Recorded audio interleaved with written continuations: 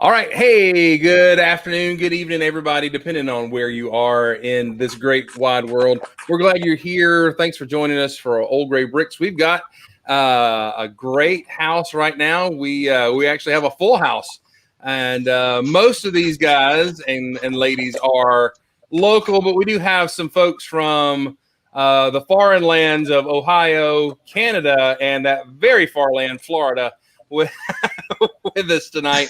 So we're glad to have Mark and Dana and Greg Gilshaw, the Canadian, Brian, Meredith, Adrian, Julian, and Matthew with us this evening. Over in the chat, we have Brom, who said first. Bama Bricks, good to have you here. Nathan Proudlove says first. Winter Bricker is here. My son, who is sitting right there, is online. Sucking up my interwebs while we're down here and everything. So it's good to have. How are you guys doing? Y'all doing well? For Thursday, okay. Good. This is like doing responsive reading at church and no one is prepared. But anyway, we're glad to have everybody here. We're going to go around the room and tell what is going on in your Lego room, what is going on in your nerd world and everything. And let's start it off with the man who ditched us last week because he has a social life on Friday night, the youngest of us, and probably the most mature of us all, Brian. Brian's Bricks. Share with us what's going on in your world and your life. Listen, it's not true. I was playing Magic. That doesn't count as a social life. So anyways, many months ago before the quarantine, I had designed a mock for based on the Forcemen because I was really enjoying those at the time. I had just kind of bought a couple of the sets like the Forcemen's River Crossing. This is a recreation that I made just with the pieces. But I wanted to do something because I had a similar river base plate, and so I finally got all the pieces for it, and this is it here. And I wanted to do it in that early 90s style where it's kind of just blocky and, you just got these big wall pieces on the back here, like the castle walls and the tree pieces in there. And just covered it up with a bunch of, Forceman minifigures. We got the jail cell here with the peasant, got the forest woman up top, and then just a bunch of different forestmen around. So that was my creation to see if I could do something cool with this base plate. And that's what I've been working on. Finally finished it. Excited to have it. Sweet. That actually, that would, you could convince me hands down that was a set from back in those days. So that's awesome. Yeah, totally. All right. So wait. Tell us about your Magic the Gathering. How did you win? I've never played. So. Oh, okay. I was doing Commander, so it's like a 4-player game, and so yeah, I won I think 2 of those 4 games. So it's just a lot of fun. You were Commando or Commander? I mean, it's 2 different things. Or both. Yeah, baby. No, it's a lot of fun. It's just a card game, so. Sweet. Oh, Cafe Con Lego is in the chat. Hey, CC, how are you? Good to have you here. Winter Bricker is here. Seth Bland is here. It's good to have you guys over in the chats and pop questions, and we'll try to throw them up there. Let's go down to the deep south to the man in Florida. Welcome, Brick Smith. Tell us what's up in your world. Oh, that's the wrong button. How's everybody doing? I did an update on my castle. I took it outside, because I got a haul bricks. So then I made some Mills plates right here, and somebody advised me that the castle corners were too small, so we're going a little bit bigger. This is the corner. Sweet. So we went from 16 to 24 by 24. So are you going to rent a U-Haul to haul all that to a convention or what? Jamie, the Brick Jams, the fella that gave me all of the brick, almost 10,000 pieces to work on it. He did. What's up, Jason? He has a 16-foot trailer that we can box this up and put in the back of it without any problem. Sweet. So Game on. Good deal. Good deal. Yeah, if you haven't seen his video of he's got his castle kind of laid out outside and everything. And a word of congratulations to you. Yes. Oh yeah. Brittany's pregnant. We're gonna have a baby. That's awesome, dude. Congratulations. We're Thank excited you. for you. Thank you. All right. Let's go. Miss Meredith, what's going on in y'all's house this week? We didn't do much Lego. We've been we were visiting some friends in South Carolina that both had negative COVID tests. So as did we. So we were all safe. Played out in the sun. Went on a pontoon boat that could do 35 miles per hour. So there was not a lot of Lego. There's a lot of outside time and getting sunburnt and then getting really cranky afterwards. But before I left, I don't know if I've updated since, we now have 2 sides on it. And I'm not going to take it off because it isn't the best pop away, but this side will pop away. Oh, cool. Wow. And and then obviously the top is just all floating right now so that it can be take off and played with from wow. So it's coming. We got to do like masks and stuff and finish up the back, but it's getting there. Looks amazing. I love it. Looks really good. And it has playability, not playability. Right, there we go. My muse, and she says, "Mom, when are we going to play with it?" Heck yeah. Oh yeah. Well, there's stormtroopers in the brig already, so the brig's already done. There's stormtroopers down there. We've started playing already. You guys can put that in my mode if you want. We got to get that shot, at least that shot at some point. Sure. I mean, it's got a little pink, not a ton of pink, just the hints of pink. Yeah, the Pink Bucket Nation respects it. The great spaceman Nathan Proudlove says that is very pretty. So thank you. It's awesome. Welcome. And I found this while looking at a few other folks on TeePublic. It is a Paradisia Space Girl. That's awesome. Very cool. That's great. I wish they made the helmet in mint green, but I don't think they ever did. So you're saying you ordered from TeePublic a space shirt and you got a space shirt? See, you remember I have a Cafe Duck Butt shirt that I got from TeePublic, and they are swapping it out, but I get to keep Cafe Duck Butt right there. Look at there. Well, duck butts, I guess, deserve love too. You know, there might be some fandom, adult fans of duck butts. What's funny is they've got one that's actually in my wife's size. They sent the wrong size for the second one, and my wife fell in love with it. And I'm like, really? And she's like, yeah. And she puts it on. I'm like, it's got the butt on it. And she was like, no. No, she was good. I think the term is anatomically correct. She's like, I just thought it was a cute butt. I didn't know it was gross. So anyway, it was hilarious and awesome. And but anyway, so I'm proudly wearing the duck butt shirt, and I can tell people I went to Honolulu to get it. All right, let's go to the Great White North and head to our friend Gil, also known as Greg, the Great Canadian. Don't hit the remove button, Chris. There we go. There you are. Nice. Yeah. Not a whole lot. Like Brian, we had a sort of a magic game ourselves because we're over 45. We all use like our back pills to, it's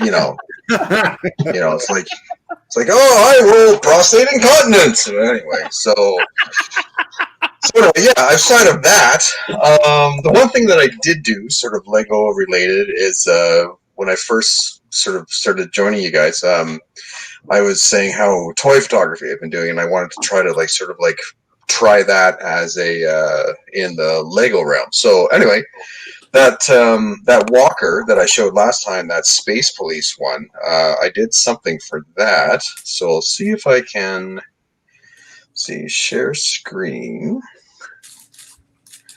and show the right tab now. Share. We don't in trouble with your family. Okay, so I'm now sharing. All right. Oh, there it is. Add stream. There we go. Oh. So nice. So that's just sort of something that I did, just kind of put in some effects and all that kind of stuff, and try to sort of make it more atmospheric in that. So yeah. So I don't know how well the sharing sort of like shows that, but yeah. So that's sort of all that I've done in a Lego way. And I guess if I start to build a little bit more, then I'd like to sort of like present my builds that way rather than just the plain old, vanilla shot. And just one thing too, just sort of on that topic, and maybe this is a topic for the future, but about how back in the day, sorry, Brian, back in the day, there used to be this whole big stink about how you presented your builds, right? That if you did something where it was just, some shot on the back of the toilet, it got no love. And back when the Brothers Brick first started out, they actually had this sort of odd, like semi audition kind of thing. So, like, unless it was like on a white background, totally isolated, color adjusted, this and this and that, they would never feature it, never post it, all this kind of thing. So the whole sort of like hobby started, at least for the space guys anyway, started to shift more from the build to the presentation. Anyway, something maybe for a future discussion. Yeah. If you go to Flickr, that website, by the way, that Flickr is what the fancy Lego guys and gals show their stuff on Flickr. Toradoke, is that how you say? I always, that's what I say, or Toradoke or whatever. Can you spell that? If you go to Flickr/photos/ spell it this way. TORADOCH. Yeah, Toradoke. you go there. And I'll try to put that in the chat for everybody. Go there and see, because Gil's been doing some really awesome presentations, not only of Lego, but also of Lego backgrounds and builds, and like G.I. Joe figures or other action figures, and mixing those medias, and even building his own backgrounds, lighting and effects and stuff. And it's really, really super cool. So you want to go check that out. And everything. Up, down in the bottom, we will have our 10th. We're going to run a 10 spot. Here we go. Welcome, Ryan. Ryan, how you doing? Hi there. The kid from New York. Mr. New York. Yeah, a former Floridian, now up north. How has the move? Let's just go to you, man, and see what's up in your world. Tell us what's up. Oh, just right in the spotlight. Okay. Doing pretty well. The 90-degree temperatures followed us up here. Everything arrived intact. We've been working on our Lego room, doing some storage in our closets, and just the easy things we can do while in quarantine, because we have to do a 14-day quarantine up here. Oh, yeah. Oh, wow. That's dumb. Is that because you passed through Georgia, or? Because we came from Florida and we passed through North Carolina on our way up, and they're on the naughty list. Oh. All right. Well, good. So how much Lego spillage, unsort that caused the move caused? A little bit, not as much as we feared when they started tipping the storage unit sideways, but it's not too bad. The damage was a lot better than we had feared initially. Oh, that's good. That's good. All right. Cordy Bob 757, who I found out is one of our teens at our church. One of Jake's friends is here. Good to have you here, Andrew. Glad you're here. All right, let's see. Let's go, Matthew. What's going on, man, in your Lego world today? Well, we're under quarantine. So my spouse, Thomas, has had a temperature of 100 for a while now. So he went and got tested, and I don't know. I'm assuming that he has a mild case, but that means that I'm not going anywhere for a while. So I was working on the big cathedral, and I ran out of parts. I miscounted, so I was waiting on some bricklink orders. So I went from building something really big to just building some production sets. So I built the ship in a bottle, which had been on my shelf to be built shelf for a long time, and I also built the International Space Station, which I recall when it came out, people were saying how tedious the build was, but to be honest, I didn't think it was very tedious at all. I enjoyed building both of those sets, and now my Bricklink and Bricks and Pieces orders all showed up this week, so I can go back to working on the big cathedral. So probably next week I'll have some more progress to show in the cathedral, but it's been a sorting and a official Lego set week for me in terms of things I've been doing, and very exciting also to get some new pieces and new colors in my bricks and pieces order, and new animals.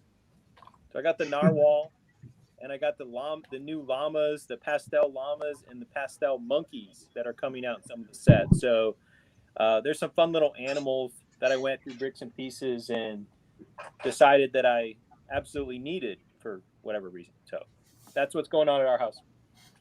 Sweet. So, but y'all are feeling okay. I mean, I know he's not feeling well.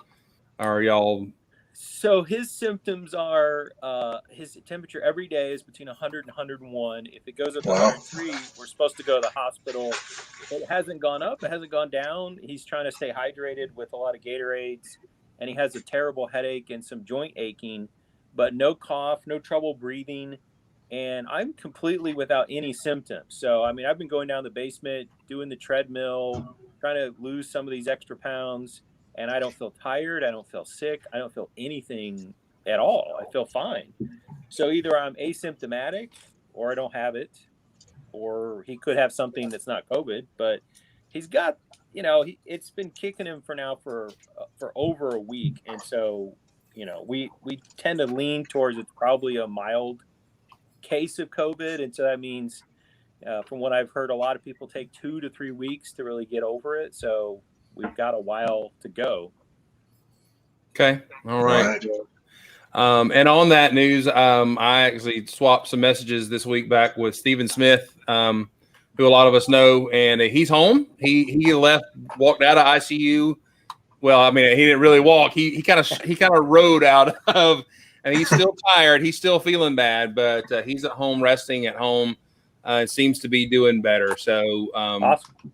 The good thing is, talking to even some friends of mine that work in healthcare and stuff, they know more tools to battle stuff with and all that kind of stuff. And believe it or not, heparin is one of the things. The blood thinners is helping and all that kind of stuff. So, but anyway, just praying for those who are sick. So thank you for sharing that. Thank you for letting us know, and hope he gets better soon. All right, who have I not gone to?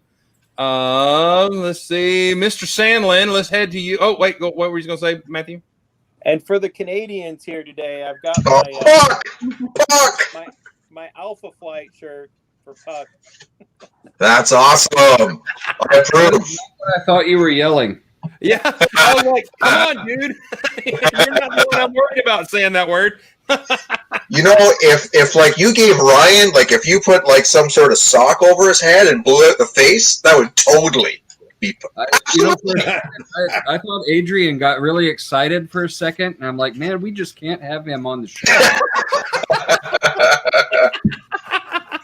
And I'm wine. Wait. All right. So, Ryan, we just threw down the gauntlet for you. If you've got like a stocking cap or a mask or something like that, you have got to pull that off just to match his shirt. Okay. So show the shirt. There we go. It's the beard. It's perfect. Totally is. I don't think I own anything like that because I've only lived in hot places so far. Let's see what I can do sometime. Maybe next week. You probably be purchasing one and everything. And by the way, let me see if I can find it. There was a comment by one of our other Canadian brethren about how many beards are in the chat right now. So I'm sorry, Meredith. We love you though. I'll get a fake beard for next time.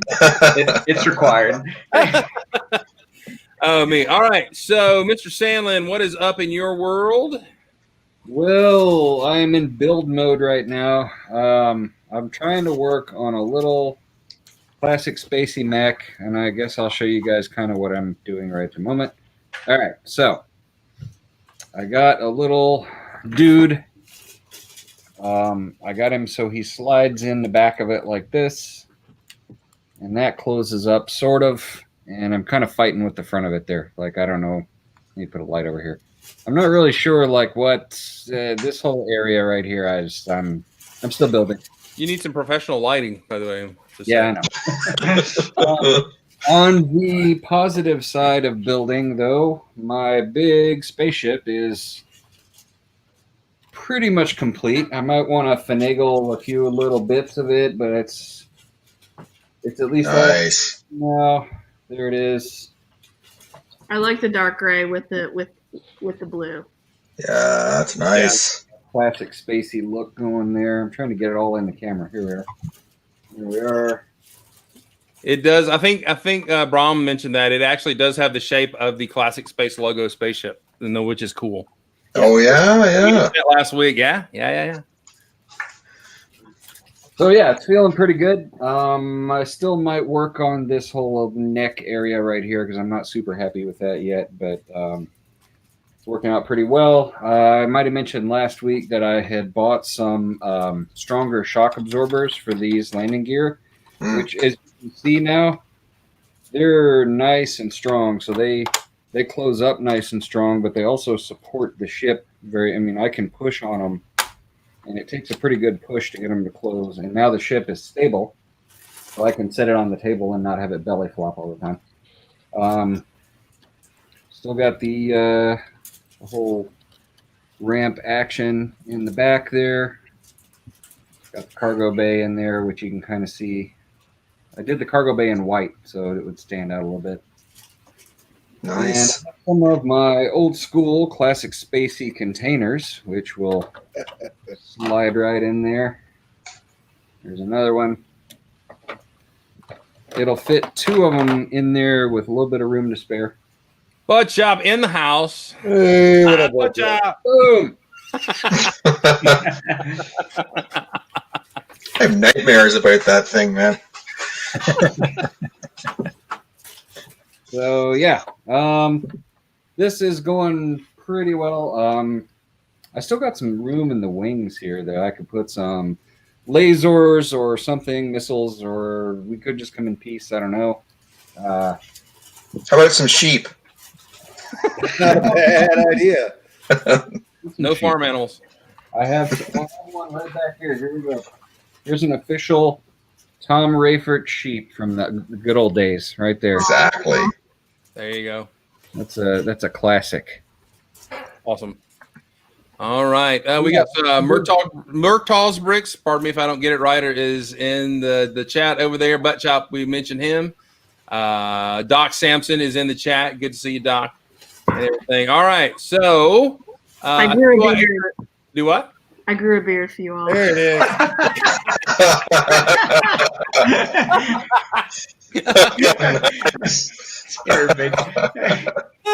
That's awesome. All right. So I tell you what, Adrian, I'm going to let you go after the old gray set of the week because you have something that plays off of that. So Dana, tell us what. Have I hit everybody except for Dana and Adrian? I think I have, right? Yep. Okay. Good deal. All right. So Dana, show us what you got going on in your world, and then our old gray set of the week. So, hello YouTube.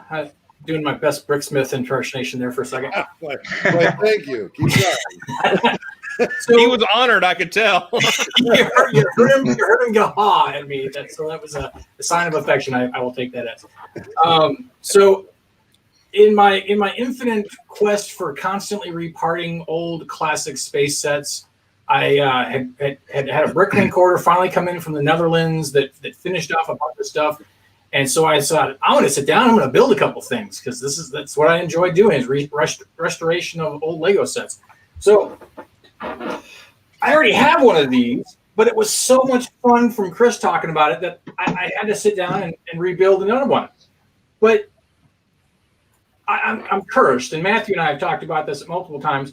I went through and put this whole thing together, and by the time I'm going through the whole thing, I'm missing one of the white garage door panels, and of course there's like 2 in the US on Bricklink and the other ones are all in Canada, so odds are doing another Bricklink order, and the Great White North will hopefully return this to its final glory with that one last missing piece. So Chris, by the way, that means I now have 2 of these and you have 0.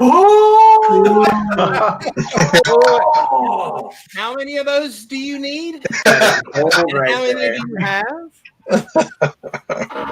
Yeah, thanks for taking my Talkin stack and throwing it right out the window. The other fun thing that I finished off with a bunch of that same order, I did a bulk buy about a year and a half ago, and it came with a box that was probably 75% complete of a set that was well worth the whole price of the lot that I paid for. So I finally got to sit down and build this bad boy today. Oh. Now I know it actually, goes into a little ball type thing, and I haven't played with it long enough yet to do that, but I do want to try that out. It's Technic, and I mean it could be worse. It could be Chima Technic, but at least it's just Technic. And so it feels sturdy, but at the same time it's a little wonky. So interesting thing about this set though, and I did get the cool thing is that I did get the box and the instructions in the lot, and it even came with the supplemental instructions because in Lego's Infinite Wisdom they rushed this one to production and then realized, oh, we should have had somebody QA those instructions a little bit. So they went back and they refined a couple of things to make things a little more, I don't know. Did it have the poster? What was that? Did it have the poster? This box did not have the poster. I know that some of them did come with the poster. I think that was Gen 1, and this one's technically Gen 2, so it didn't have the poster. So now, do I remember correctly from back in that day, you could ball that thing up and roll it down the hall and it would pop out? That I wish I could show that, but I haven't tried it yet, and I don't want to just, in my frustration, snap it into 1,000 pieces. It's or 553 pieces at the same time. So, your commitment to the show and our entertainment is failing us. Anyway, I know. It's been a weird day. I'll try to work on that for next time. Okay, but I also remember that one being a mess with everybody who built it. I can remember passing those on clearance because I'm like, I don't want that thing. So I'm on the fence as to whether I will keep it or sell it. The fact that it's got the instructions in the box, I might wind up selling it. Throw it all away. It is definitely some scary Technic, and although I will say that again, the Technic designers blow my mind because they're thinking in a completely different type of framework. They're overclocked or something. Because there are some really cool build techniques inside that thing. Not that I'll probably ever use them for anything, but it's amazing how they got everything to fit together and lock into place and really well done. So I can't really complain about that. And then the other day I had a conference call and I started dinking around and I was remembering a conversation about one of the other vehicles. We were talking about how it didn't have any clearance. And so I got into studio and I started dinking around. And Chris, if you want to go ahead and share my other vid there. Yep. So it's a little small. I guess you can't find the picture, but I wanted to go classic space and use the trans yellow canopy in the reverse mode, kind of a la Giddens there. But I wanted to get this thing up off the ground and give the tires some sort of ability to actually move over large terrain, very, very GP type scenarios. So this is the work in progress in the digital. Once I get to the physical, I'm sure it will look completely different by the time I'm done. But I also added a little crate on the back, a la Sandlin. I think I'm trying to get him to standardize the cargo crates so we can have that across all of our different builds, which would be kind of cool. That's really fun. So I'm excited to see what it is because, like Chris, I don't build a lot of things with wheels. So this is a foray into something different, and I don't know how the whole legs are going to work. As we've all known, that things look great and they work in digital, but when you go to physical, gravity and physics start to come into play, and we'll see what happens. So. But with that, I will go ahead and switch us over to. Actually, Qwerty Bob 757 asks it based on an ant. It looks like an ant, and I believe it is correct. As a matter of fact, and thank you for that. As a matter of fact, I'm referring to it as the Apex Navigator Transport, which is ANT, because that's exactly what it's supposed to be. It's supposed to look like an ant.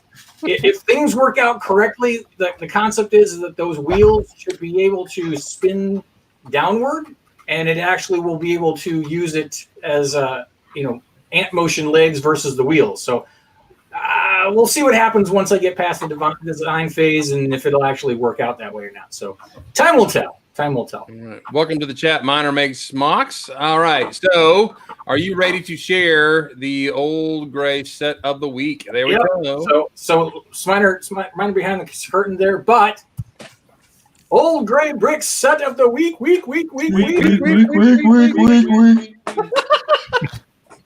Is every week. Somebody sounded like my brain on the last. Well, anyway, go ahead. 6950-1, the mobile rocket transport. Yes. I remember being a little kid and seeing this and just drool. That's all I can think of. It was just drool because everything about this said space in so many awesome ways. Oh yeah. So let's give it some of the details. So Classic Space from 1982. A whole 209 whopping pieces. Minifigures, 2 yellow spacemen. Used price on Bricklink today to get one of these bad boys will run you anywhere from $70 to $94 ish, depending on what area of the world you procure it from. Plus tax. That also depends probably also on a couple of pieces, and we'll talk about that in a second. New in box. One sold for $763 in the last 6 months. Wow. There are none on available for new in box today, but if there was, that's what they're kind of going for. So, all right. So, what makes this bad boy cool? First thing, I gotta say, those big tires. Big tires for the win. Survey says number 1 answer on the board. Second answer is that big trans yellow inverted slope, the canopy that sits underneath the bottom of that thing. I know Chris has used that on his new spaceship, and that thing was just childhood gold right there. I couldn't wait to get one of those. Yeah, Mark's got one on his build. Yeah, Mark's too, I think. Yeah. Exactly.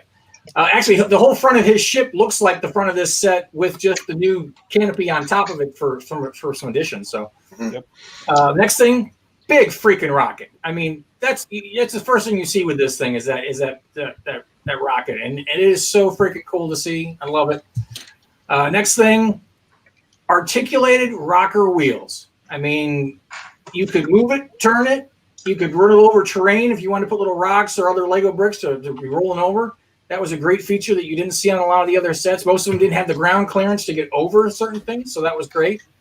I think that was the name of Brahms' band in high school. Articulated rocker wheels? Yeah. Definitely some heavy metal there, that's for sure. And then the last reason why it's cool, because it's just freaking awesome. I mean, this set is, every kid I knew who was into Classic Space, this set was a must-have for all the different features, minus the fact that it came with naked spacemen. But other than that, everything else about this set is so freaking awesome. For those of you who don't know what naked spacemen are, it is the yellow. That's what we call the yellow Classic Spaceman, who apparently their suit is the same color as their skin, so it's not awkward in the Alpha 1 base at all. So no, not awkward at all. Not awkward at all. So one last thing I want to talk about this set before we move on is that the top of the rocket, there were a couple of variations on this set. The top of the rocket had these yellow 1x2 hinged plates. And if you'll notice in the picture, it doesn't look like the classic plates you're used to seeing with the 2 fingers and 3 fingers that locked into each other. Some of the sets came with those classic ones that we're used to, but a few of the earlier sets or later sets, I'm not sure which were in the earlier ones. Falls. What was that? I think it's the earlier ones. I think it was the earlier ones. Came with these 2-finger, 1-finger locking hinges, which are rather rare to find because they only came in this set and they only came in yellow, and those are the only ones that are out there. I think when I went parting out this set originally a couple years ago, the only ones that were available were like $20 a piece for just half of these guys. Wow. I think that people started realizing they were out there and started digging through and rummaging and finding. Now one half will run you $5 a full set. Sometimes people will sell them for starting around $8. So again, one of those weird one-off things that if you're reparting a classic set and you want to get the exact correct pieces, this is one of those ones that's a little funky and a little odd. But again. This week's Old Gray Brick Set of the Week is the Mobile Rocker Transport. And one quick thing for you, Gil. So I've been playing with taking photographs as well. So this picture actually is one that I took in my photo box using some fabric to create the background and sand and some black. Nice. And some thought that was like a stock shot from back in the day. This is actually for mine, and I used when they redid my roof, they left a roll of black roofing paper, so that's what I'm using for the backdrop. Looks great, man. Looks really good. So that's all I got. Chris, you can take it back to my regular screen. And oh, wait. I'm sorry. My bad. Hold up. Let me switch screens just to show. Maybe I can do this.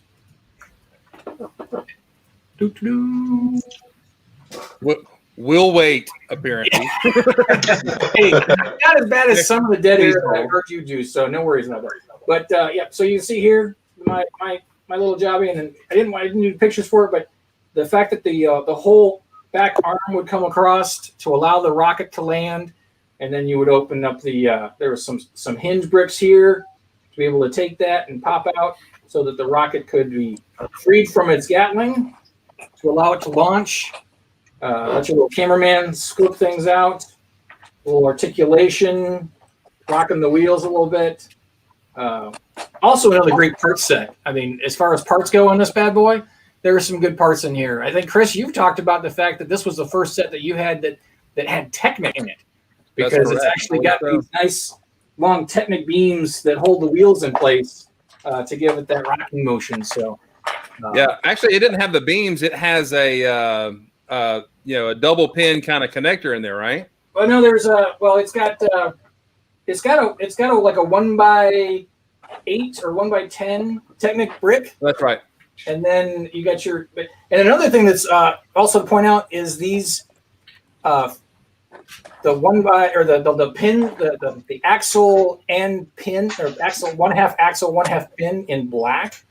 Also, that's rare. Very rare piece. That was when I was parting this bad boy out. It actually took me longer to find those than it did to find the yellow pieces for the rocket. So again, weird things that they used to do back in the day where they would put different rare parts or uncommon parts in one set. This set's a perfect example of that. So that's right. Now you left it in space AAA mode. Now it needs. I've got a dude who's going to come in and take care of that. So one of course, question I have, Chris, you won't want to see him because he's got blue hands. I know. I can't look at that. I can't look at that fig. I cannot. Blue hands. He's got blue hands and a blue air tank. Blue air tank. Yeah. So he's going to have to fix that tire. Brom throwing some shade on the Ice Planet IceSat 5, which is generally the same set, but is much smaller, and it doesn't have all the articulation. Even though I like that set, I will argue. I will argue too, because I actually have two. I have two of that little Sat 5 set, and as a 47-year-old, when I got it for the first time, I sat there and I was like, "This is just cool!" And the rocket and the move and the magnets. Yeah, no, awesome set. Awesome. Yeah, it's awesome. I love that set. Yeah, but all right now. Our good friend Adrian, long ago, I don't know how long ago it was. 2009. Adrian, it was one of my favorite builds that he's done. Adrian, what's going on in your world, by the way, before we show off your embiggened version? So I have been doing some building, and I showed you guys the duckies last week, and I'll show you where the duckies are going. So this is what I'm building. This is let me get in my camera here. This is a woman lounging in a bathtub full of duckies. I can't really get a particularly good shot of it. Well, careful with that pan now. Remember, this is PG. No, I was kidding. You need some naked yellow space. Entirely covered. She's entirely covered in duckies. Oh, I love it. Awesome. That's what I'm going to build a whole like bathroom scene with a wall and floors and all that stuff on that. So that's what I've been working on Lego wise. But it was actually so to go back to what you were talking about with 6950, it was actually my idea to choose that set for this week because it was my favorite set growing up. It's the Lego set that I have the earliest memory of going to a toy store and seeing it on the shelves and just being utterly fascinated by it. And I finally, and I got it as a kid. It's one of my prized possessions, and I still have my version of it right here. Yeah, so baby. It's one of the ones with the 2 and 3 finger. Yep, 2 and 3 fingers. Right. But it's got the black Technic pins. It's got the Slopey boy. It's got all the good parts. So, but in 2009, there was a Classic Space competition or contest to build stuff that was because it was the 30-year anniversary of when Classic Space came out. And so for that, I built a copy of the 6950. But as you guys know, I'm known for building things big. And so I'm going to move my camera and it's going to be shaky cam time. And this is what I built. Holy crap. There it is. Nice. And you can see how much bigger it is compared to the original one. It's got all the same features. I'm not sure it's big enough. It's got all the same features. It's heavy, but the wheels articulate. The back wheels rotate. The rocket launcher will deploy the same way. Nice. The crew up front here, you've got it's got a crew of 6 and the reg suits instead of the naked guys. All sorts of. There's an airlock in here. There's an airlock. Somebody finally had a conversation with him in the space base. Look, guys, you've got naked clothes. All the fancy greebles because these are the steering wheels. Because on the original one, there's little steering wheel details. Yep. So I made sure I got those steering wheel details here. Yep. Big, fat, chunky tractor tires. Fun sensors and details all up front. And the rocket itself is 106 studs long, so it counts as a ship by itself. Double bonus. And it launches just like the other one. It's got a little satellite on the front that launches. Let me get in the camera. Little satellite launches, wings come up. It's got the panels from the original ISS as its panels. So that is what I did back in 2009 for the contest to make it. Adrian, we've got to know, do you have the Saturn V, the Lego model Saturn V? I do. Will it? Come on, man, go get it. It's not here. It's actually at work. It's at work. What? It's at work. So, and I'm not at work. And it sits on my queue. It sits on the top of my shelves on my desk at work. So, I don't know if the Saturn would fit on this. The rocket uses those the tall 4x4 quarter panels. So the rocket itself is 8 studs in diameter.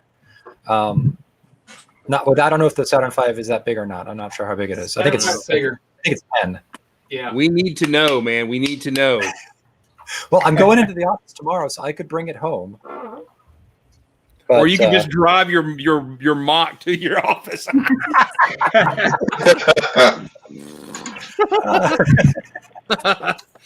All right, that's awesome. Thank you for sharing that. I remember when you built that back in the day, and I'm glad you still have it together. I will never, ever take this apart because it's still 11 years later. It's still one of my favorite creations. Yeah, right. Like I said, I've got my transport up here too. It's up on my shelf. It is my favorite space set. I think that's almost ubiquitous for folks our age in our mid-late 40s or whatever. That set really made a big difference. Even though we were all about spaceships and stuff, it was there was just something about it. The playability and the play features, as we talked about, the play was there because you could do everything. You could pretend that was a ICBM. You could pretend that was something exploring, whatever.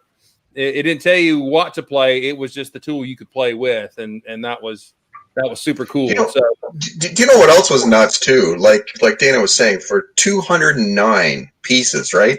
The volume of vehicle you get is phenomenal. Like it's 209 pieces. Like these days, that makes up the landing gear, right? Like it's ridiculous.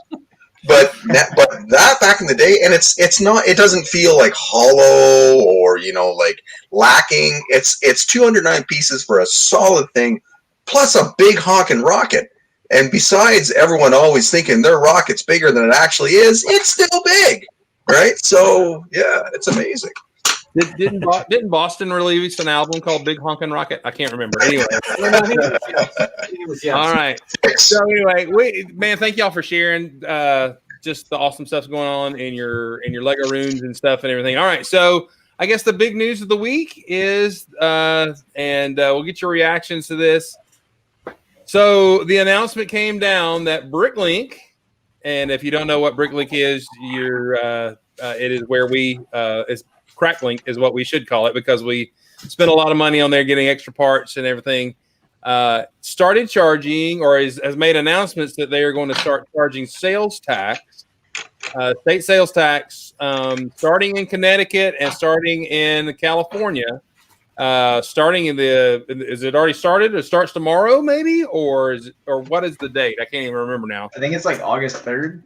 Okay, August 3rd. So Monday. So mad dash to get your orders in now before so they're charging sales tax, online sales tax that hasn't been collected ever through that site. Now, there's a lot of stuff in the fact that it's probably part and parcel to the fact that Lego has bought them and they've got to abide by rules and everything. And kind of Bricklink has scooted under those rules and all that kind of stuff. But you know what? I'm pretty sure the amount of volume of cash flow through Bricklink is pretty substantial and everything. So I guess the things to discuss, is this going to make you go to Brick Owl? Are you going to be happy to pay the tax because it's fair? Are you going to really be bothered by maybe 6 or 7% state tax being added to your order? Those of you in Canada, you probably get nailed for tax anyway. And then also the value added tax stuff is about to get hit for international orders and everything. So open it up to the floor. What do you think? Is it going to affect you any? Is it going to change your mind? Is it going to send you anywhere else? There's really nowhere else to go, right? Yeah. Not really. Well, there's Brick Owl. Does anybody Brick Owl very much? I took a look there, and honestly, we were talking just last week or whatever. I think it was Dana was saying that when trying to put together an old set, oh man, I need 30 pieces, 5 here, 10 here. You get something like Brick Owl. If you need 30 pieces, you're getting 30 shipments. It's not. So as far as trying to reduce your overall cost by combining a shipping, I think it's just the punch you're going to have to take in the face. Otherwise, you're going to be getting it elsewhere. Gotcha. All right.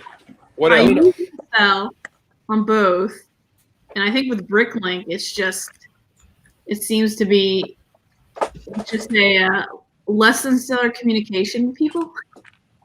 They announced it in again, they're only doing California and what was it, Connecticut, and they're going to roll out more states. But again, they announced it this week, and it just, to me, it seems like, guys, you could have given a little bit more forethought to it.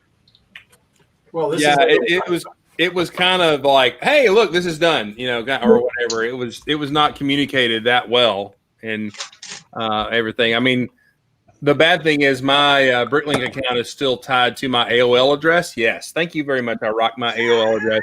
So I didn't see it, right? I'll admit my life AOL. I'm going to keep it. So You shouldn't. I base plate you kids. I can kick you all out right now.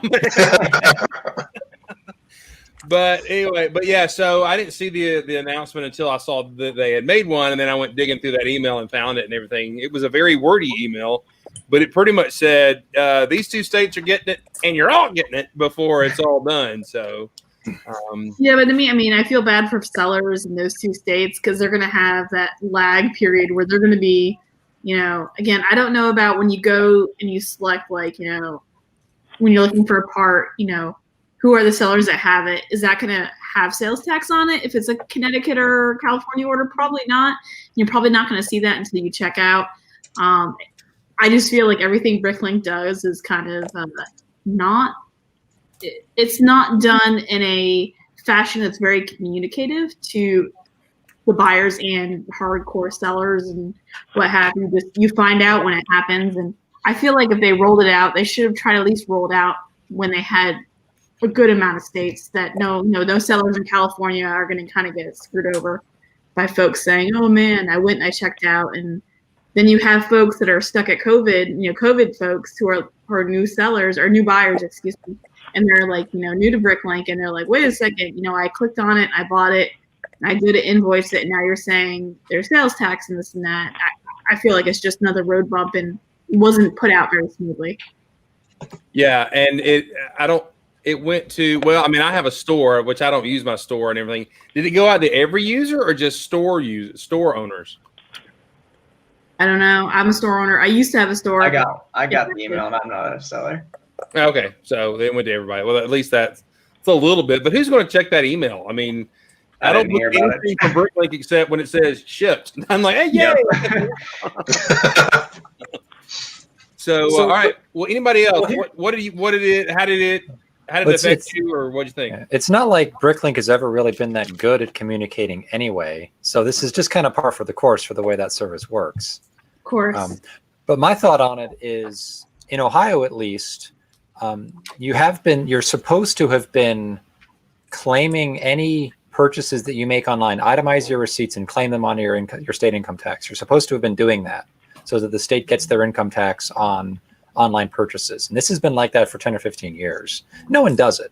So in reality, this is really just Bricklink kind of closing a loophole that a lot of states like Ohio have. Like, you're supposed to pay sales tax on everything you buy, whether it comes online or not.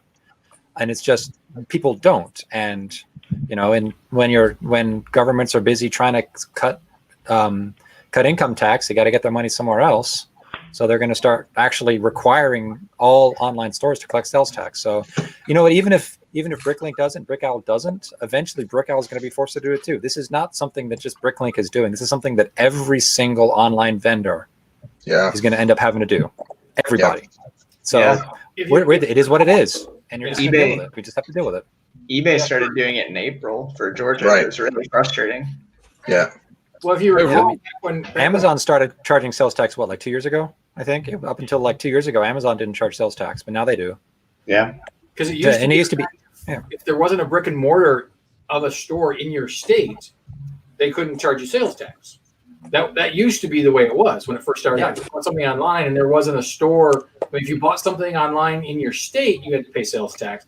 But if they didn't have if it was in another state that you were getting it from, and they didn't have a store in your state, then you didn't have to pay sales tax. And now they've completely done away with that, and you pay sales tax no matter what state it's in. Right. But the question I have for this is, okay, this is great for the United States, but how are you going to charge me sales tax for something I get out of the Netherlands or Italy or France? How's that going to work? I don't know if you guys have found, like, whenever I've had to order stuff from Europe, I almost always get charged a VAT. So the seller is putting that on. Or if I buy stuff from a Canadian store, then they will put on, depending what, they'll either put on one or two taxes. But that's always been pushed, like that's something that the seller has done. And I think that's because, I don't know about in Europe, but I assume they have the same sort of like setup that we do to support their social nets and stuff. That basically, if you have a registered, here it's a GST number, which means at the end of the year, you can then actually claim a lot of that back. So it's to your advantage to actually put that tax on, because you can then get some back. So if in Europe they're doing the same, then it makes it important that the seller can do it. But then also, it's like it's sometimes it can compound, because I gripe to Mark about this all the time, that sometimes, like, if I'm ordering stuff in from the US, I get hit with the state tax. It hits the border, I get a border tax. It gets the import, I get the import tax. And then when it lands on my doorstep for certain stuff, I'll get taxed my local. So, I'll end up like, for a $8 thing, $27 later, I got it. So it's going to be interesting to find out where eBay goes with this, and Amazon and all of them, right? Because it's so confusing. Like, I don't know where it's going to end up. Oh, there's been a Hinkle sighting. There's been a Hinkle sighting. All right. Space So tax. on Space the tax is free. on the GST thing, I've seen some European BrickLink users say that it actually make it easier for them if the GST is in the price and they won't have to pay a surcharge when the item arrives. Now, I don't live in Europe and I don't claim to understand exactly how GST works, but I've seen some people on the BrickLink Facebook forum say that actually will make it a little bit easier for European buyers from America. But I mean, the only difference I would think it would make is that while there's a difference between U.S. states, if I'm going on to BrickLink to buy, 400 1x1, white tiles, and there's 3-4 sellers that all have them for the exact same price, I might click to see what state they're from to avoid a sales tax. But Yeah. generally speaking, like Dana, you're either looking for something that's super rare and there's a handful of people, or for me, I'm looking at it in a volume where I want 100 of something and there's only going to be so many people that have it, and I'm going to buy it from the cheapest seller. Even if there's a sales tax, I'm still going to go there because I'm going to get it for a couple cents cheaper than the next highest seller. So it probably won't change my purchasing habits or choices. I might just click a little bit more to see where the store is physically located if it saves me a few pennies here and there. Or I might just say, I don't care. I will pay any price for my Lego addiction. Yeah.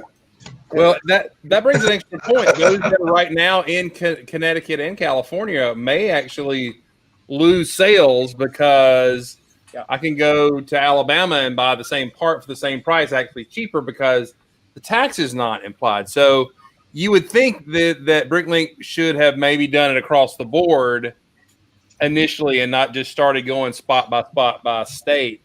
I think that would be more fair. I mean, that would just seem to me. By the way, Janie Red Brick, I see you over there in the chat, and glad you're here. Oh, and she suggests go to Brick Owl. Well, I got a feeling once Brick Owl gets on the radar, they're going to have to pay the same taxes. Yeah. Everything. So, do we think this was a main move because it was Lego taking over, or what? Oh, totally. Yeah. Yes. Got to do everything by the books now. Yeah. They've got corporate accountants who probably walked in and were shocked and aghast at what BrickLink was doing. They're like, well, we got to stop this. That's cool. All right. So what I mean, honestly, if the part is maybe a 5 cents cheaper in California, but you got to pay the tax, which runs it up maybe 2 cents more expensive than somewhere else, are you going to actually change it, or you? Here's what's going to happen. Like they were saying, if I need one of them, I'm going to get the quickest, fastest one I can get. Who cares if it's 5 or 10 cents more? If I need 400, I'm going to go find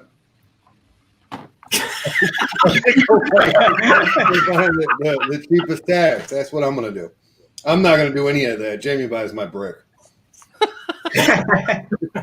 Yeah, I gotta say that as somebody who does a lot of BrickLink orders, that I'm sad to say I have ordered 3-4 pieces from one person just because I'm looking for that one piece that's only 6 people in the country have, and this particular person had 2 other pieces I needed, so it made it worth my while to order from that guy or gal or whatever, the BrickLink store. And if it's going to cost me a couple extra cents because there's tax on it, it's still going to be more. It's going to be worth my while, because otherwise I might go to the other guy I don't have to pay sales tax, but he's only got one part I need. And to me, that's illogical. I want to maximize my parts that I'm getting from the seller because I'm paying for shipping. Yeah. So, Now I'm going to assume, I don't know. I really didn't have the attention span to read all the details. BrickLink is going to do this automatically and pull the tax. Is that right? Correct. Okay. Is that then? I mean, I guess the builder just has to trust they're going to take it, and the state government's going to come looking for money and saying, well, you owe us this much in tax because of sales tax, and they're going to be like, well, BrickLink took it, that kind of thing. I wonder how that mechanism is going to work. Yeah, and to me, it's just I thought when Lego bought it, there would be an increase in how the site would be run more professionally. I get it was kind of a basement operation before, slightly above a basement, but it feels like they're still slightly above basement, but they're owned by Lego and they want to have that professionality level. But well, the other thing, Meredith, I'd say to that is that Lego's used to making their own internal decisions, and they don't cater to fans and they don't consult fans. They just sell stuff, and they're bringing that mentality to Bricklink, which is a community that's used to the community. You know, you have to massage the community a little bit here and there. So we're used to the fans having a lot of power. We don't have the power anymore. Lego owns it, and they're used to a top-down management. That's Yeah. I agree. The fact that Lego stepped in and bought Bricklink. I mean, this is obviously old news now, but that was like one of the worst things I've ever heard, because I can't think of a single other product or company or anything that literally like pretty much owns a majority stake in their secondary market. Like I can't think of anyone that like controls the flow of any sales of their secondary market. That's just like such a bad precedent, I think. Well, and that's why that you will never see the Osprey like we talked about before. It will not show up on Bricklink. Like before that, Bricklink definitely would have hosted that if they weren't owned by Lego, because like why not? You know, like it's a set, you can sell it there, but not anymore. All right. Can I, by the way, as a segue, I don't know if you guys saw this, but I want to share this. My son informed me of this from the Brick Fan today. And let me share this to the screen and see if you can see that.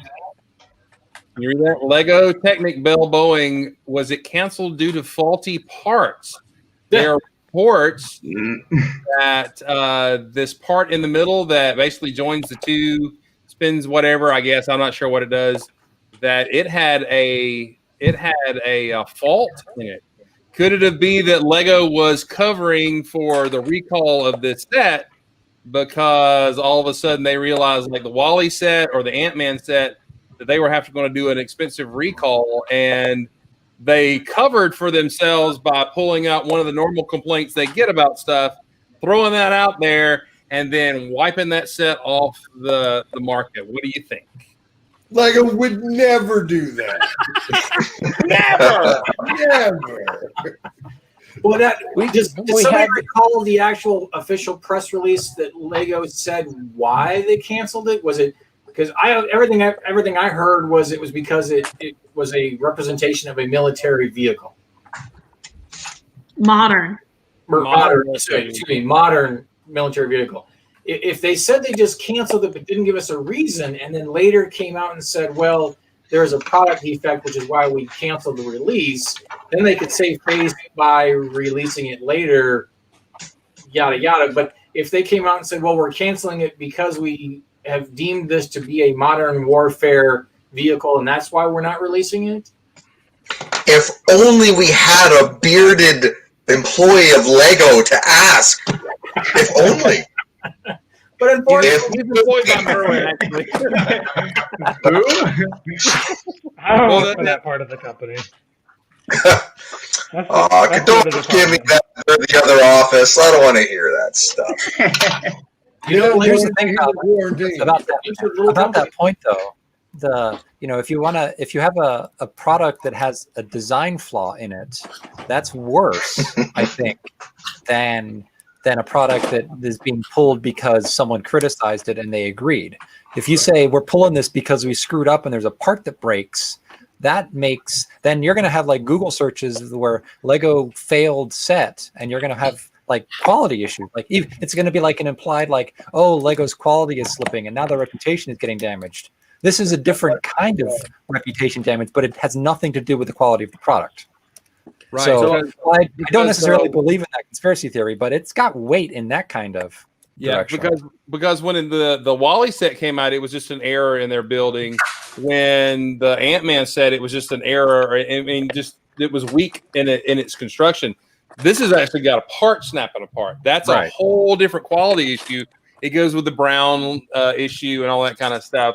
So they could have had some really high-end folks, because that market was going to be military folks and folks and, having this plane in their office. I'm just stoking the conspiracy, by the way. And all of a sudden, these first-time buyers buy this quality product and pay a premium for it, and it breaks. Well, that would be a nightmare. But going back to on the internet, it must be true. Going back going back to the Wall-E example, though, it's very clear that Lego has realized that there have been problems with sets in the past, and they've delayed or they fixed them, and then they've released it. So I tend to be very skeptical of the idea that the real reason is a part problem, just because we've seen them fix problems in the past. We've seen them delay releases or pause releases. I mean, I was a Lego employee when Wall-E came out, and we were talking before the show, and I said, there were 6 months where we didn't have anything on the shelf, and we just had to tell people, come back, we'll eventually have the Wall-E set. But they did fix it. They fixed the floppy neck or whatever was the issue, and and it came out. So it's not like they've shown an inability to tackle those kinds of problems. So I think Kevin put the nail in the coffin that Lego did say specifically why they canceled it. If it's come out now that there was faulty parts, they already put the nail in the coffin and said why they did it to begin with. So yeah, I wondered. I mean, I don't know. It's just fun to be conspiratorial. All right. Well, but anyway, so how many of you have? All right, we all have. I would say we all use BrickLink. Is that correct? We have all at one time. We are CrackLink builders buyers. We would all admit it. All right. So how many of you actually have used Brick Owl? Who? That other one, Brick Owl. Who? No. Oh, it's a joke. Thanks, man. Anytime, yeah. I'll be here all night. Yeah. Oh, okay. I know. Oh, I get it. All right. So how many of you though have used Bricks and Pieces? The Lego, basically the Lego version of a lot like BrickLink. How many of you have used it? Yep. I don't know what it was called 9 years ago, but I used something like that direct from Lego. I think the customer service people know me by name.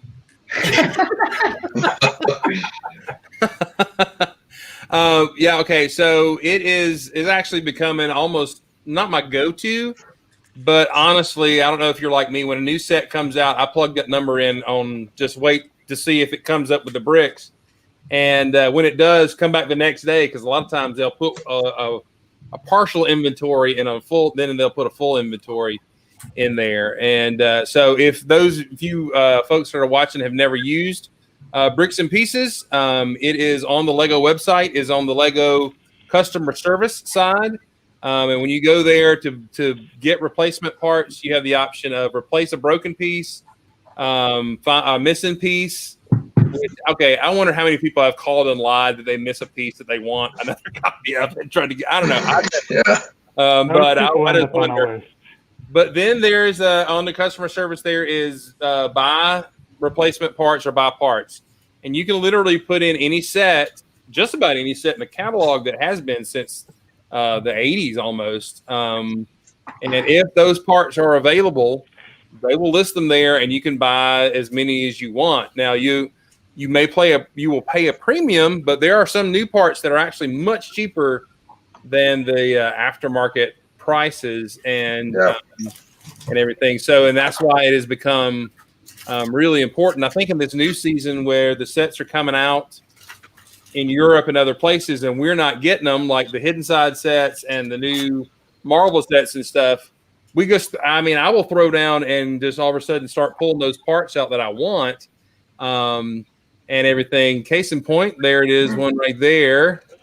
There he is. From the space rover that we were really excited about, a 3-in-1 set, which comes with one stinking astronaut. And then let's also talk about this. That's a bag. I don't know. Oh, that's oh no, a bag. Is that the A-wing canopy? A-wing canopy. That is the very cool. Canopy. Yeah, canopies, especially, and I'm surprised they came out with an A-wing canopy because there was only a very small window when the UCS Slave One canopy was available on there, and I missed it. And that joker goes for $20-$30 on CrackLink and everything too. But well, even these bad boys, and you were talking about a premium. These are $5 a pop from not aftermarket. So that's and I find that interesting that comes prepackaged, like it was molded in a different factory outside of Lego and brought in, or one of their overseas factories and all that kind of stuff too. How many of you use it though? How many of you have done the Bricks and Pieces kind of thing? All the time. Oh yeah. Okay. Waiting on an order right now. Yeah. Well, there's the other catch. That's the difference is we are always waiting on parts from there. Mark, I know you ordered some the other day. How long did it take you to get your order? Or have you gotten it yet? No, I got it. I got my space dudes right here. But it took probably a good 6 weeks. This is some of the space dudes. A couple of them are doing things like there's a space dude and a rover. Yeah, it took probably 6 weeks to get it. Yeah, the time frame is depending on the size of your order. It can be long. Yeah, it was not fast. Yeah, I've seen huge differences from one order to the next and how long it takes between it's being placed and it shows up on my mailbox. So I've had it take 8 weeks and I've had it take 3. Yeah. Hey, Nick from Brickhead Family. I had an order that went well over 10 days from shipping, and I called customer service, which we all know customer service, at least at Lego, is top notch. They will bend over backwards and believe your lies that Lego cut off your arm and you needed not only a new Lego piece but a new arm. They would send you one. I swear they would. But so they had an order that didn't come in and it was late. So she shipped the parts to me again, and told me to donate them or give them away, and which is what we're going to do because they've come in. But some of them were the A-wing canopies and all that kind of stuff. But in a lot of ways, it is. We can get it under. When you search around, you can even find pieces that you didn't even know existed. Mm-hmm. Check that out. Did y'all know that exists? It's inverted. No, that is a funky piece. Yeah, isn't that cool? That's cool. Yeah. So, all right. So, how many of you will admit that you went to spend about $5 and you spent at least 10 times your budget? Somebody tell a story. I need to hear it. Go ahead, man. Tell us how much it was. I'm gonna let Matt take this one. That's like every month for me. What are you talking about? That's not a story. That's like a ritual. It's a prerequisite because I mean one of the things that I think we haven't talked about yet is that I've yet to pay more than $2.95 for a bricks and pieces order, and I've ordered 250 pieces. Yeah, shipping, right?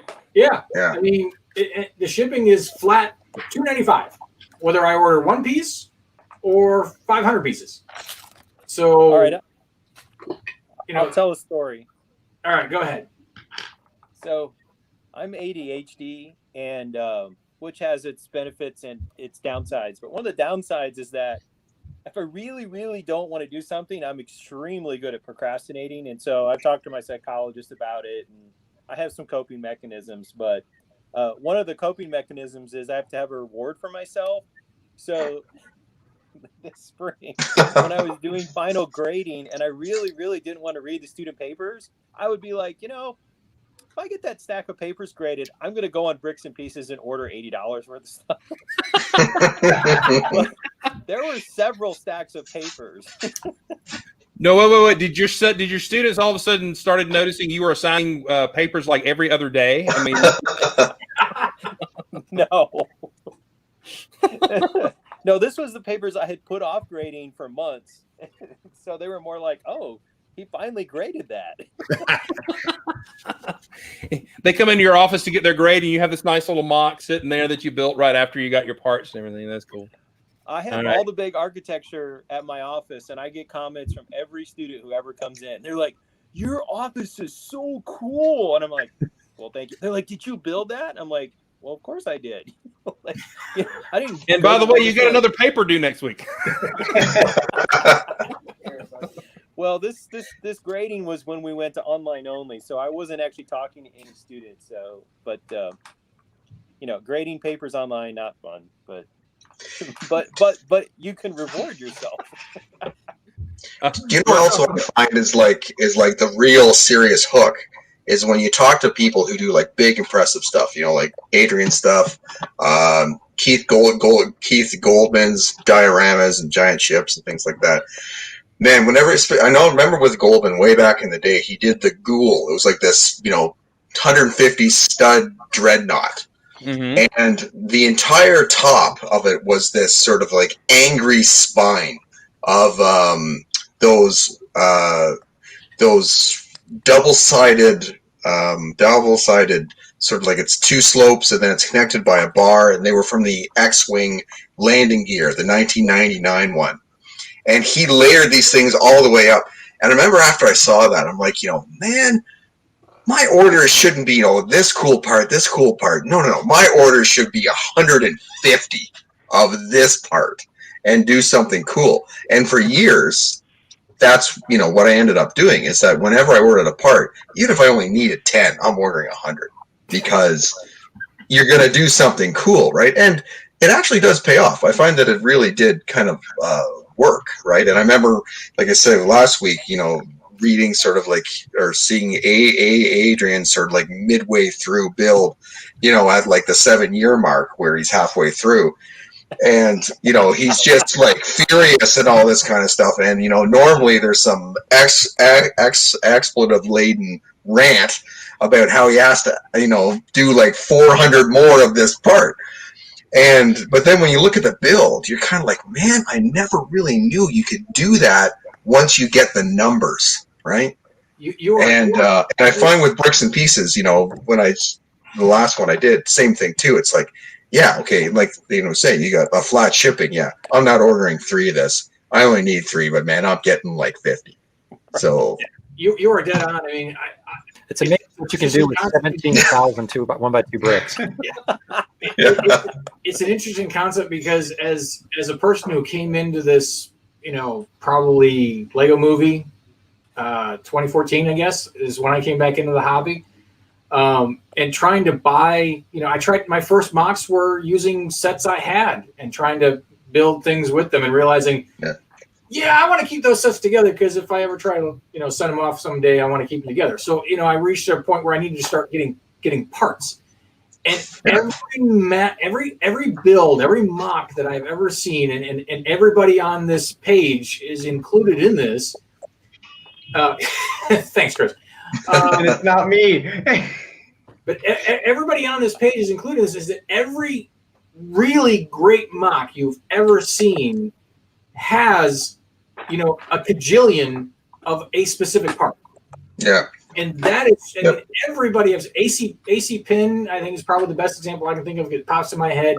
Another one that you see their builds and a piece that you never thought to use, and they've now used 1,000 of them, and it blows your mind. And that you can't you can't do that with only 10 of them. You need 100 of them to be able to do something, and that is exactly a great idea.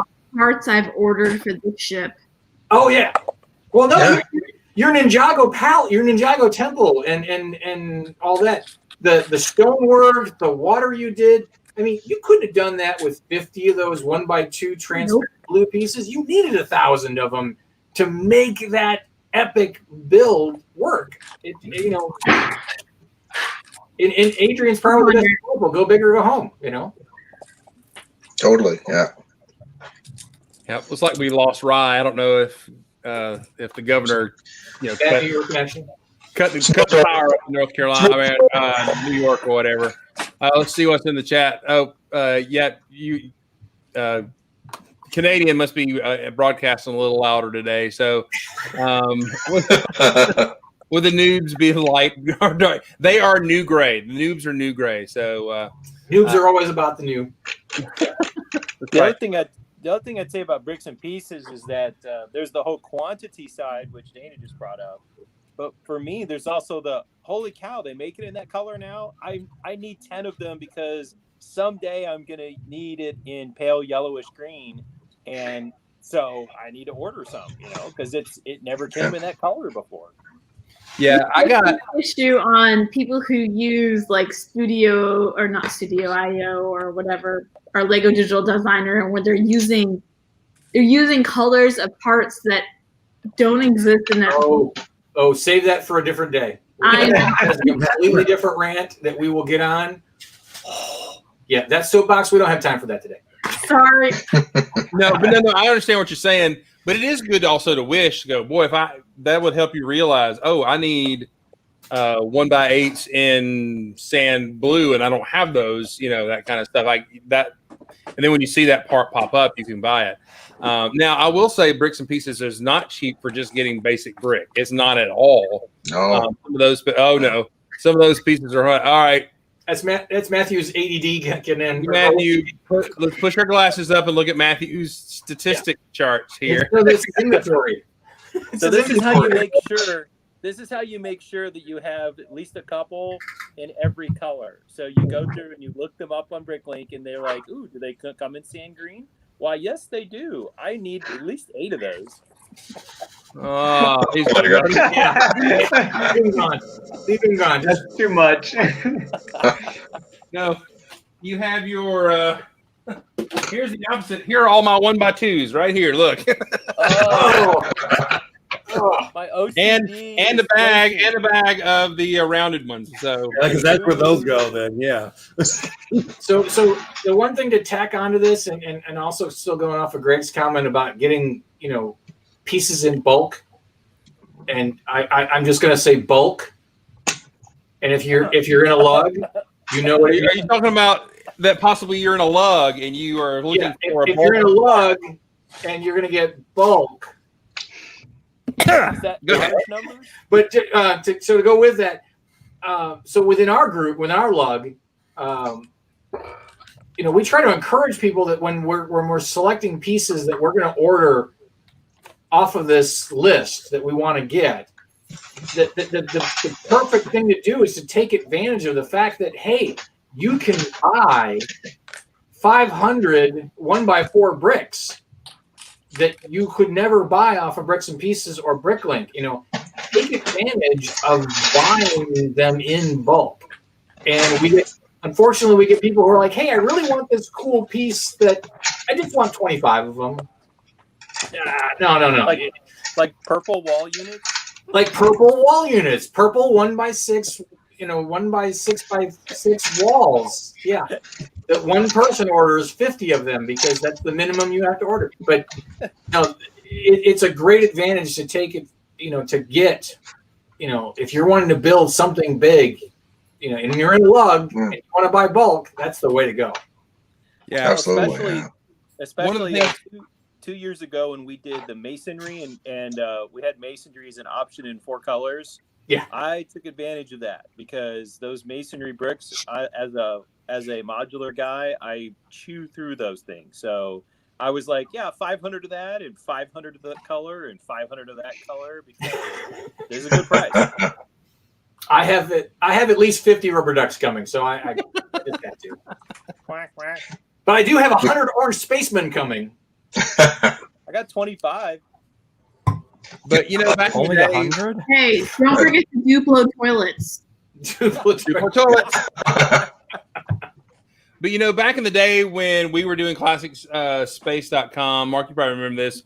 One of the things when people were like, how do I get to be a better builder? One of the things is you build to the level of your collection. So that helps you put the brakes on trying to build so big that you can't control your colors and your parts and everything, which, back in the day, it was a challenge to get a bulk in a color, not just bulk in a piece and everything. So you had to work hard to collect enough of a certain, even just a color, to build a larger structure and have it colored the same and everything. And if you can't do it, then build something that your collection supports. Yep. And you can do well, and then keep adding on and adding on and adding on. And now that's a good thing that there are ways for you to then buy those bulk pieces, whether it's from secret programs that only lugs know about and can get their bulk, or that you go on BrickLink, which is pretty easy to buy from with sales tax added, or you can go to Brick Owl and find maybe 3 pieces in 3 parts of the world, or you can go to Bricks and Pieces and pay the premium with low cost shipping and everything. But the thing is, though, you have that option, right? We didn't have that probably even in the early mid 2000s. We didn't have that. No. Don't forget about bulk buys. Yeah. No. Imagine building big like I do 20 years ago before BrickLink was a thing. Yeah. If I wanted 50, if I wanted say 10 A-wing canopies, I would have to go and buy 10 copies of that set. Yeah. It's so much now.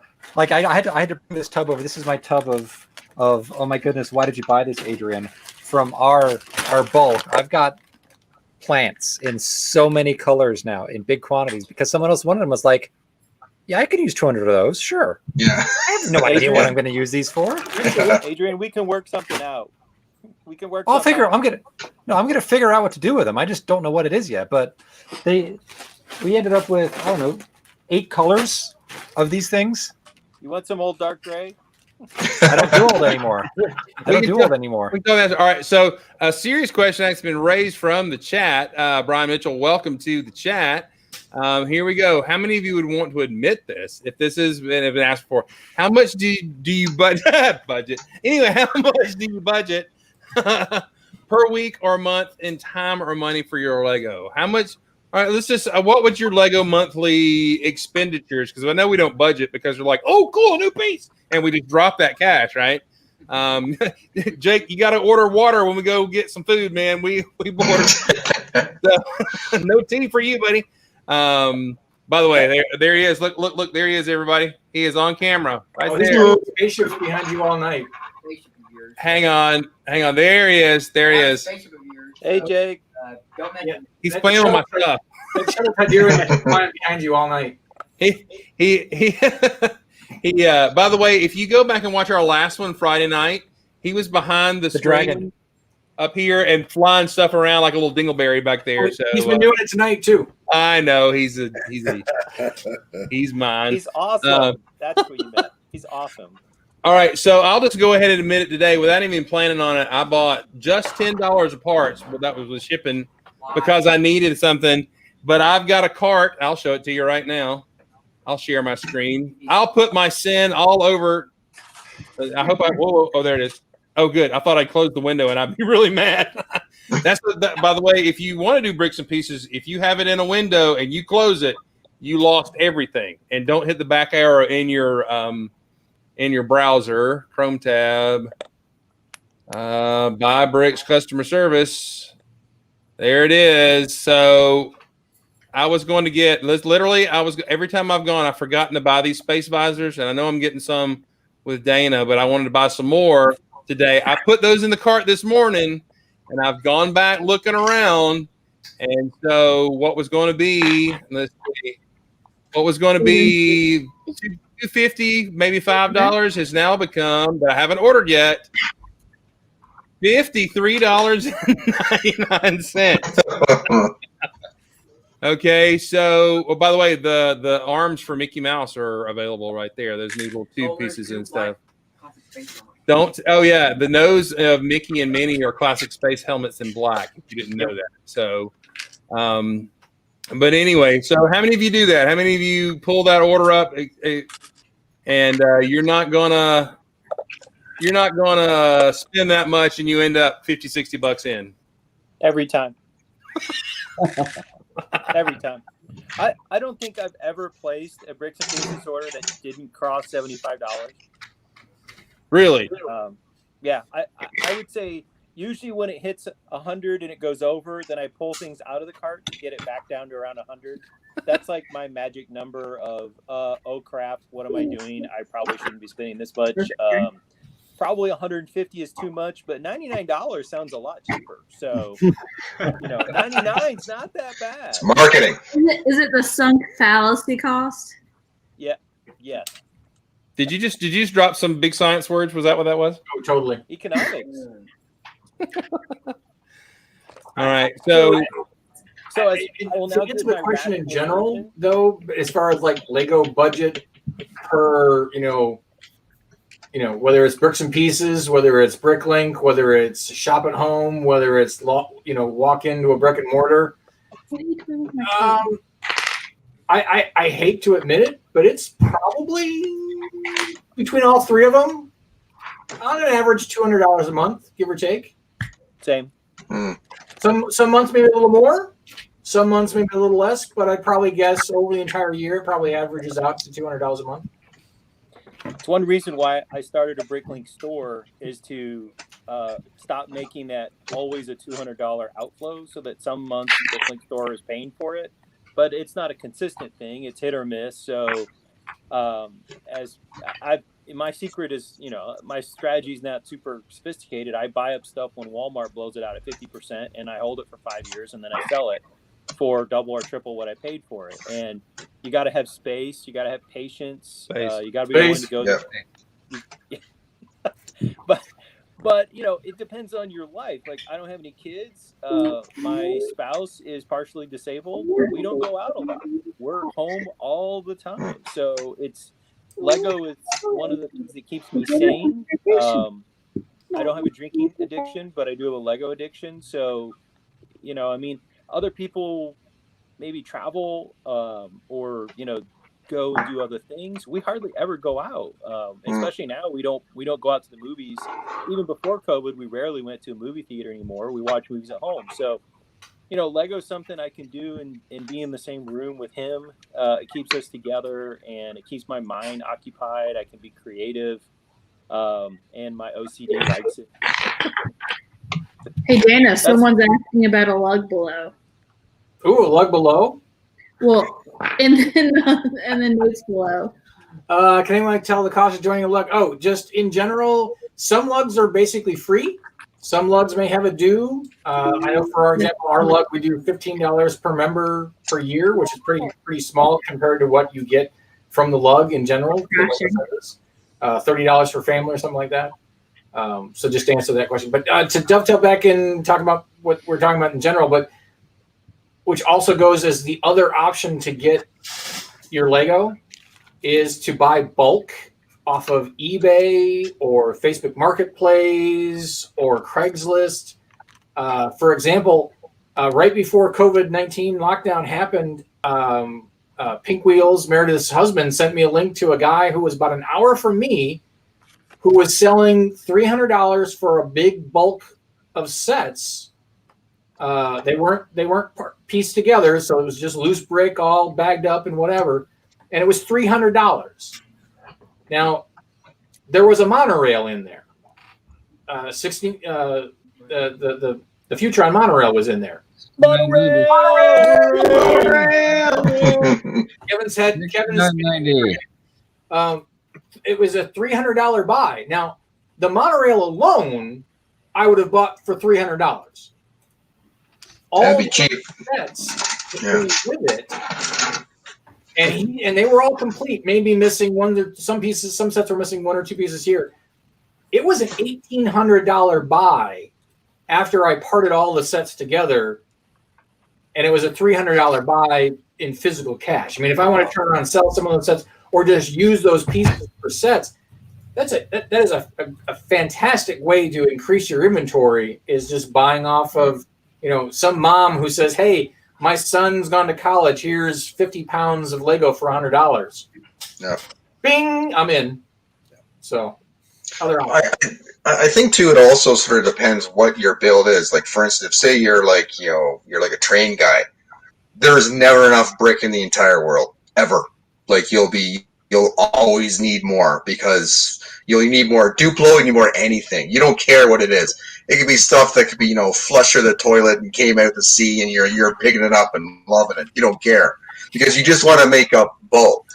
But like when we've had, friends come to the house, they come downstairs and their parents lose all respect for me when they see and hear, but the kids love it. They end up saying to me like, oh man, you must be buying sets all the time and stuff. And I, in a kid accessible way, I sort of say, well, for some people, there's a tipping point, and mine was probably around around 5 or 6 years ago, where I'm not a large scale builder. So you kind of get to a point where you're like, okay, the trade-off between storage space, like Matthew was saying, and what I'm building and what I want to build, it's now reached sort of that equilibrium, right? So then now anything you're picking up are just, a new part here, a new part there. And honestly, that I end up doing with the sets, because being a 48-year-old kid, you still enjoy the set. Like, I mean, sometimes it's like a guilty pleasure. Like, you've had a rotten couple of weeks, you rip that thing open and you're 12 again. So to get the new parts, like I find personally, like, you know, I've gotten to that point where, you know, I kind of like reached the saturation point as far as like bulk goes. But it all depends on the type of builder you are. Yeah, I'm in a very similar state where I don't buy bricks because they look cool, like you guys are doing. Like I'm not going to go to Bricks and Pieces and search through and be like, oh, that's neat. I'm going to buy something probably in a very large quantity for a very specific project, and virtually everything else I work on, I don't have a large quantity of the newer stuff, but I'll get like a bag of duckies, and then I'll build Bathtub Girl, you know, with everything in this set, everything in this right here, except for the duckies I already had in my collection. Yeah. And my collection is so sizable that like Greg was saying, you know, I've been buying to answer this kid's question too, is that my tipping point was probably 5 or 6 years ago too. And I was buying, I don't know, up until that point before my kids were born. And even when they were, like $500, $1,000, $2,000 a year, easy, $5,000 a year some years, depending on what project I'm working on. Now, I bought $100 worth of Walmart clearance hidden sides because they were half off, and that's probably all the Lego I bought all year. You know, it's because that's just where I'm at right now. Have you noticed we have become the granny that goes to the clearance aisle at the grocery store and just buys whatever's on that instead of buying the new stuff? We have just become the grandma going to the Save-A-Lot and buying whatever's cheap. Because, I don't care if I don't like that brand of Jell-O. I just get it because it's cheap. That's what we're doing when it comes to the brick now. Is we got a good bit, and it's like, well, I don't like that friend set, but well, dang, I'll take it anyway. It was $5, you know, that kind of stuff. So, but you know what? That also has a side benefit of all of a sudden, we were talking about it. All of a sudden, you have an influx of new colors that you can actually do something creative with. It may be down the road, but you can do something creative with it, you know, later, and you've got those colors in your collection. All that kind of stuff. So, my collection is mostly in grays and blacks, obviously, because of what I build. And I recently started buying a lot more like Unikitty and Friends and stuff. Just as an example, I'm going to move my camera again real quick here. This is my bin of 2x4 and 2x6, and you can see how much more interesting color there is. These are 2x4 and 2x6 plates. And I've been buying sets specifically because they've got interesting colors in them. And I'm not buying a specific piece. Like I'm not going to Bricklink or Brick Owl or wherever and buying like that right there. I'm not buying a specific piece. I'm buying an entire set that has interesting colors that I don't have anymore. Right. So it's like I could buy Star Wars sets and I could buy but there's so much Star Wars is just blacks and grays and whites, and I have way more of that stuff than I need right now. So. That's also part of the reason why I've slowed down a lot in my buying. And then I got to sort it. I got to find a place to put it. And like you say, storage. When your collection is probably 1 million pieces, storage becomes a ridiculous challenge to find something. I spent 10 minutes last night looking for 1x3 sloped curve tops. I found this piece. You know. Like something like this, like one of these guys. Yeah. Only the 1x3x1. I spent 10 minutes looking for my bag of those. I know I've got a huge bag of them, and I couldn't find the damn thing. I eventually found it, but it's like if your collection is smaller and easier to work with, it's actually, I find it a lot easier to build. When it gets this big, it becomes very difficult. Yes. I can't just sit down at my build table and take a handful of parts and just kind of putter around, and now I've got a bot. I can't do it. I don't have. But does it tick you off? Set up like that. Does it tick you off though? You got all these pieces, and dang it, you need 4 slopes in red, and I got 3, and I gotta go. I mean, I got 4, and you don't. I just that will. Hey, look, I was 1 short. You know what? I was 1 short. So you know what? It stays in the back. Yeah. Every time. Yeah, it was exactly that thing. Like, I was 1 short. Whatever, I'll deal with it. I'll make it work. I'll stick it in the back. I'll build a scene around it, and you'll never see it. But I know exactly that thing. It's like I need 36 pieces to do this. I've got 35. You know, if you add a little more red to that scene, it could totally change exactly. I mean, that bathtub could totally change to be murder. Motel. I could take the duckies out, and I could change the complexion of this quite a bit. Completely. Suddenly, it's a nice Halloween mock. Oh, that's I think fun. we should All Just- right. probably go for the Bates Motel version. There you go. That's There right. you go. I was thinking The Shining, but yeah. One thing when we were talking, remember I said about, back in the day with, Goldman and all those pieces. At that time, I was actually in the process of building a USS flag, like the G.I. Joe thing, Yeah. right? And actually I came across it about 6 months ago, and I've got about 5 Sky Strikers built, a couple of helicopters, this and that. But then one thing that came out is this giant bag, like one of those sort of those bags for clothes you suck the air out of and stuff and put it underneath your bed. Of these things, they're those things they were in the Orient sets, I think. Oh, the right? ninja walls. Yeah. Oh, So I've got probably 200 of these, because the idea was to invert them to make for the hull of the ship. Yeah. Right. So so that's just, again, it's another example where it's you're like, oh yeah, great idea. Yeah, well, I think that was 2008. So.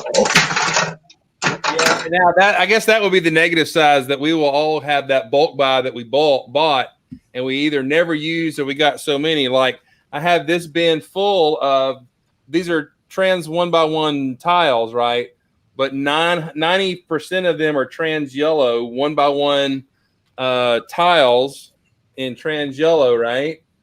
I just got 2 scoops of them at a pick a brick wall, and now I'm like, well, now what the heck am I going to do with them? They're just sitting here in the drawer. I mean, I can make a big urine splash, I guess, for a mock. I don't know, but I mean, because I can't use them for windows, I can't use it. Now I've just got a drawer full of them. I'll never know what to do with them and everything. So Kimchi Bricks is in IKEA right now, listening to us, buying storage. Oh, that's awesome. I hope you find it, and I hope you do a good job. Oh, that's cool. It's got Wally in the icon there. That's awesome. Brom Iris drawer carts that he gives you. Not an IKEA thing. Oh, somebody's noticing that Julian needs a nap. You need a nap there, Julian? We're at an hour and 42 minutes. The bladder is going to go in a minute. Yeah, that's right. I'm surprised my bladder has held out this long, but anyway. All right. Hey, this has been a great show. I'm glad you folks have shown up. Those have been in the chat earlier and had to drop out and everything. But you know what? The cool thing about this always feels like on Thursday night that we're sitting at a convention again, either around a table at Rockland's up in Virginia, or Eugene's Fried Chicken was the place to go with Brick Fair, Alabama. And I hope to go to Eugene's Fried Chicken again. Sit around the table with you guys. Do what? Or Willard's. Or Willard's, yeah. Oh man, Willard's. I haven't been back. Willard's up in Virginia, man. That's all you have to do is walk down the sidewalk from the convention and get some serious barbecue. So, but you know what? This is just what that feels like. This is what we talk about, and I love it, man. It's refreshing to my soul. So I'm glad you come back too. Yeah. And all the beards. We're fully all bearded right now. So all the as we stroke them thusly. That's right. Push your. This is the new thing. Stroke your beard and push your nerd glasses up. There we go. So. And blow out your back while doing it. Sandlin has been quiet, but I have noticed he has been diligently building. So show us your progress, I believe, on your Mac. Okay, so I've been told that I build fast. So this is pretty much what I've been saying. Nice. I like it. So he's coming along. He's got some Armored core kind of thing. Hurry. So I've got the whole, and I used, this was something I was really happy about. I used a magnet holder piece. Oh, yeah. Oh, yeah. Nice. Oh, that's an excellent. Yeah, that looks good. Piece. Yeah. Perfect piece. Yeah, I stuck that on a headlight brick and then put it there. I was like, yeah, that looks awesome. So yeah, that looks good. It's got a very cat-like look to it. So yeah, it's coming along. What? NPU. Oh, thank you. All right. That's awesome, dude. Yes. And, that's the other thing. I mean, straight up and honest, when it comes to any of you that are building, they're just getting into the hobby. I know I've got a couple of teenagers that I know they're in the hobby, is getting your collection sorted in some way that you can get to bricks fast will speed up your build and help you be more efficient in your creativity and able to and not get so frustrated. I mean, we've all rage quit on a mock. Let's just go ahead and admit. But but if you have your bricks nearby, you're going to be able to find it. Yes, that's right. Rockland's for the win.